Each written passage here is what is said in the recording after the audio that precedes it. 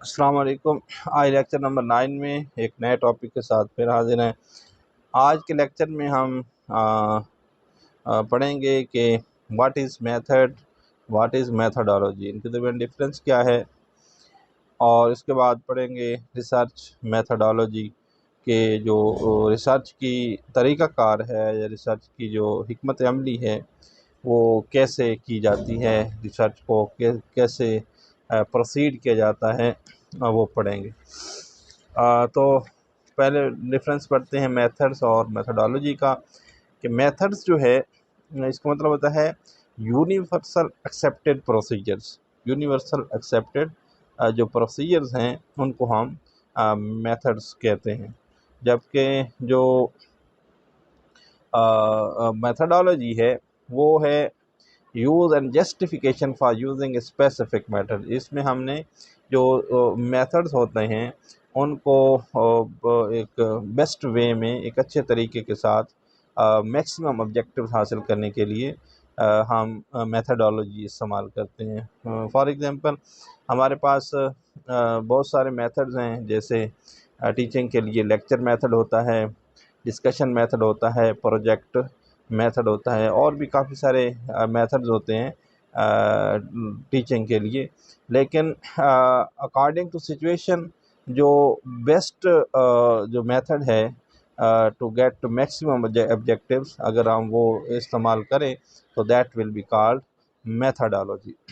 فرض کیا اگر ایک جگہ پہ ہائر کلاسز ہیں اور بچوں کو سمجھ آ رہی ہے تو وہاں پہ ہمیں جو بیسٹ میتھڈ ہے وہ لیکچر میتھڈ ہوگا۔ اس طرح اگر بچوں کو پڑھانا ہے تو اس کے لیے جو بیسٹ میتھڈالوجی ہے، اس بیسٹ میتھڈالوجی وہ ڈسکشن میتھڈ ہے۔ اس طریقے سے اگر سائنس کا کوئی ٹاپک پڑھانا ہے تو وہاں پہ ہمارے پاس جو بیسٹ میتھڈ ہے وہ پروجیکٹ میتھڈ ہے، and that is called methodology. یعنی جو بیسٹ میتھڈ میں سے بیسٹ کا چوز کرنا، سلیکٹ کرنا، دیٹ از کالڈ میتھڈالوجی، یا اس کو اردو میں حکمت عملی بھی کہتے ہیں۔ تو اب ہم ریسرچ میتھڈالوجی پڑھتے ہیں کہ جو ریسرچ کی جاتی ہے، کوئی بھی تحقیق ہے تو اس میں کیا طریقہ کار استعمال کیا جاتا ہے، کون سا طریقہ کار بہتر ہوتا ہے کسی بھی ریسرچ کے لیے۔ تو آج اس کے بارے میں ہم پڑھیں گے۔ ریسرچ سائنسی طریقہ کار کا ہی دوسرا نام ہے، اس لیے تحقیق کا طریقہ کار دراصل سائنسی طریقہ کار ہی ہے۔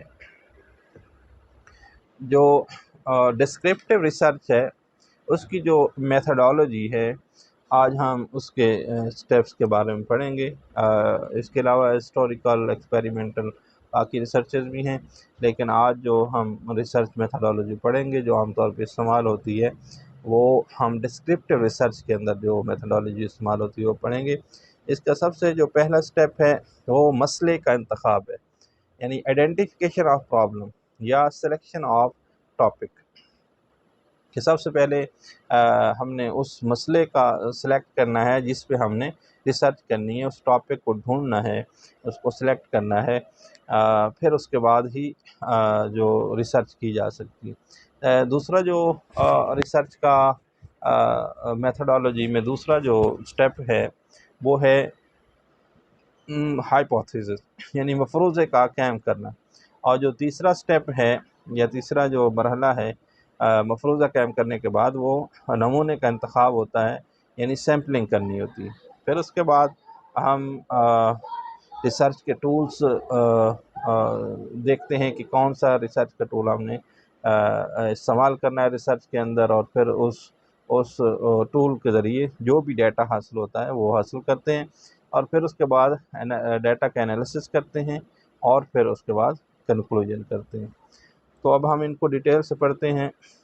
پہلا جو ہے کسی بھی ریسرچ میتھڈالوجی میں وہ ہوتا ہے آئیڈینٹیفیکیشن آف پرابلم اور سلیکشن آف ٹاپک۔ جو مسئلے کا انتخاب ہے کسی بھی ریسرچ کے لیے اہم مرحلہ ہے۔ اکثر لوگ ریسرچ ٹاپک دوسرے لوگوں سے پوچھتے ہیں، وہ اپنی دلچسپی کا ٹاپک بتا دیتے ہیں، جس کی وجہ سے بعد میں بہت سی مشکلات اس کے لیے پیدا ہو جاتی ہیں، اور ریسرچ کو آخر بالآخر بغیر کسی نتیجے کے ختم کرنا پڑتا ہے۔ جو ایجوکیشنل ریسرچ کے ٹاپک کے ریسورسز ہیں، جب بھی کوئی ایجوکیشن کے ریلیٹڈ ریسرچ کرنا چاہے تو اس کے کافی سارے ریسورسز ہیں، جیسے کہ جس جگہ پڑھ رہا ہے، جس اسکول میں پڑھ رہا ہے، اس کے کلاس رومز ہو گئے، اسکولز، کالج، یونیورسٹی، رسالے، اخبارات، تعلیمی کتب، انسائکلوپیڈیا، تحقیقی مقالات یعنی ریسرچ پیپرز، علمی بحثیں، اور اساتذہ کے لیکچرز جو ہیں، سیمینارز، ورکشاپ، یعنی یہ ساری چیزیں ایک اچھے ایجوکیشنل ریسرچ کے ٹاپک میں مدد دے سکتے ہیں۔ ایک اچھا جو ریسرچ کا ٹاپک ہے اس کو سلیکٹ کرنے کے لیے مندرجہ ذیل خصوصیات ہونی چاہیے۔ اگر یہ کریکٹرسٹکس ہیں تو ایک اچھا ٹاپک سلیکٹ ہو سکتا ہے۔ یعنی جو بندہ جس چیز پہ یا جس ٹاپک پہ ریسرچ کرنا چاہتا ہے تو وہ اس میں انٹرسٹڈ ہو، اس میں دلچسپی رکھتا ہو اور اس کو پورا عبور ہو، تب ہی وہ اس ٹاپک کو پہ ریسرچ کر سکتا ہے۔ اس کے بعد ہے فیسلٹیز اویلیبل ہوں، یعنی جس ٹاپک پہ آپ نے کام کرنا ہے اس کے لیے آپ کے پاس فیسلٹیز ہوں گی تو پھر آسانی سے ریسرچ ہوگی۔ ایریا آف ورک ایکسیسیبل ہونا چاہیے۔ مور نالج، یعنی جس ٹاپک پہ آپ کام کرنا چاہتے ہیں تو اس کے بارے میں آپ کے پاس بہت زیادہ نالج ہونا چاہیے، علم ہونا چاہیے، پوری تحقیق ہونی چاہیے، پھر ہی جا کے آپ اس پہ ریسرچ کر سکتے ہیں۔ اس میں اسپیشلٹی ہونی چاہیے، کیا ایک فزکس کا بندہ ہے، کیمسٹری کا، تو فزکس کے بندے کو فزکس کا کوئی ٹاپک ہے تو وہ اس کی اسپیشلٹی ہے، وہ آسانی سے اس کو کے اوپر ریسرچ کر لے گا۔ اور اگر کیمسٹری کا کوئی بندہ ہے تو اس کو کیمسٹری میں کرنی چاہیے۔ اگر کیمسٹری کا انگلش کا کوئی ٹاپک اٹھا کے بیٹھ جائے تو آٹومیٹکلی اس کو اس ٹاپک کی سمجھ ہی نہیں آئے گی اور وہ اس کی ریسرچ انکمپلیٹ رہے گی۔ فیل ہیپی ان ٹاپک، یعنی جو آپ نے ٹاپک چوز کرنا ہے اس میں آپ کو خوشی محسوس ہونی چاہیے، خوشی ہونی چاہیے، آپ خوشی اس پر ریسرچ کریں۔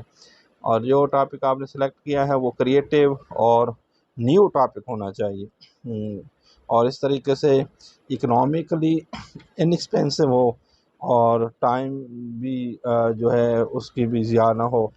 یعنی یہ خصوصیات ہیں، اگر ایسی خصوصیات پائی جائیں کسی ٹاپک کے اندر تو ایسے ٹاپک پہ ہم ریسرچ آسانی کے ساتھ کر سکتے ہیں۔ اس کے بعد دوسرا ہے جو ریسرچ میتھڈالوجی کا دوسرا پروسیس یا دوسرا سٹیج، وہ ہے ہائپوتھیسس۔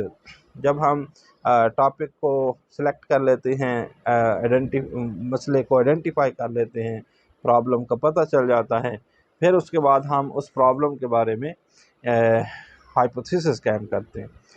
تو اس میں ہے کہ ٹاپک کی سلیکشن کے بعد مفروضے قائم کیے جاتے ہیں، زیادہ تر مفروضے رد کر دیے جاتے ہیں اور آخر میں صرف ایک مفروضہ قائم کیا جاتا ہے جس کا کبھی امکان ہو کہ یہ درست ہے۔ یعنی جتنے بھی آپ ہائپوتھیسس بناتے ہیں ان میں سے سارے ریجیکٹ کر دیے جاتے ہیں اور صرف ایک ایسا ہائپوتھیسس ہوتا ہے جس کا امکان ہوتا ہے کہ یہ درست ہوگا، پھر اس کو آگے لے کر ریسرچ میں چلتے ہیں۔ اس کی ایک مثال لیتے ہیں۔ فرض کہ آپ کسی ڈاکٹر کے پاس جاتے ہیں اور اس کو کہتے ہیں کہ میرے سر میں درد ہے، تو ڈاکٹر سب سے پہلے تو مسئلہ پوچھے گا آپ سے، مسئلہ ہے سر درد۔ پھر ڈاکٹر اس سر درد کی بنیاد پر اس کی وجوہات تلاش کرے گا کہ وہ کون سی ریزنز یا وجوہات ہیں جن کی وجہ سے سر درد ہو رہا ہے۔ تو ایک کم خوابی ہے، بخار ہے، نظر کی کمزوری ہے، یہ تین ہائپوتھیسس وہ جنریٹ کرتا ہے، اس کے ذہن میں آتے ہیں، یا تو کم خوابی کی وجہ سے سر درد ہو رہا ہے، یا بخار کی وجہ سے، یا نظر کی کمزوری کی وجہ سے۔ تو ابتدائی معلومات اور تحقیقی مواد حاصل کرنے کے بعد وہ چیک کرتا ہے کہ درجہ حرارت، ٹیمپریچر چیک کرتا ہے، نیند کے متعلق سوالات و جواب لیتا ہے، اینک کا نمبر چیک کرتا ہے۔ یہ تینوں چیزیں چیک کرنے کے بعد جب ڈاکٹر دیکھتا ہے کہ بھئی پہلے اور تیسرا مفروضہ، یعنی نہ تو اس کو جو کم خوابی کی وجہ سے سر درد ہو رہا ہے، نہ ہی نظر کی کمزوری کی وجہ سے ہو رہا ہے، تو ایکچولی وہ جو اس نے چیک کیا، جب دیکھا تو تھوڑا درجہ حرارت تھا جس کی وجہ سے سر درد بخار کی وجہ سے تھا۔ تو اس کو پتہ چل گیا کہ جو سر درد ہے وہ بخار کی وجہ سے ہے۔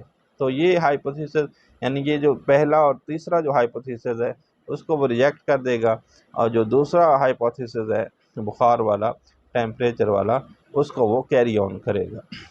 آج کے لیکچر میں ہم نے ریسرچ میتھڈالوجی کے پہلے جو 2 پوائنٹس تھے، پہلے 2 جو پروسیس تھے، ایک آئیڈینٹیفیکیشن آف پرابلم اور دوسرا ہائپوتھیسس، اس کے بارے میں پڑھا ہے۔ اگلے جو 3 سٹیجز ہیں ریسرچ میتھڈالوجی کی، وہ ہم انشاءاللہ نیکسٹ لیکچر میں پڑھیں گے۔ مزید ریسرچ میتھڈالوجی کی ویڈیوز دیکھنے کے لیے ہمارے چینل کو سبسکرائب کیجیے اور اپنے دوستوں کے ساتھ ویڈیوز کو شیئر کیجیے۔ اگلے لیکچر میں جو نیکسٹ 3 ہیں، نمونے کا انتخاب، الاد تحقیق، مواد کا تجزیہ، یہ جو ریسرچ میتھڈالوجی کی سٹیجز ہیں یہ پڑھیں گے۔ تب تک کے لیے اللہ حافظ۔